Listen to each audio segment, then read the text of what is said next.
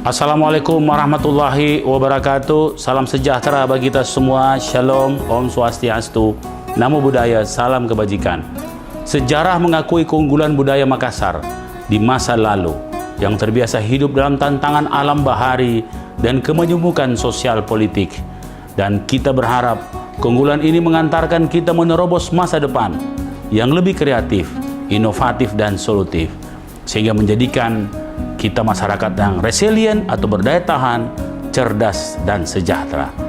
Dengan mengangkat tema budaya untuk masa depan, saya Muhammad Ramdan Pomanto, Dani Pomanto, Wali Kota Makassar, mengucapkan Selamat Hari Kebudayaan Kota Makassar yang ke-6 tahun 2024. Bersama kita membangun budaya yang kuat dan berkontribusi dalam perkembangan ekonomi global dan perdamaian dunia.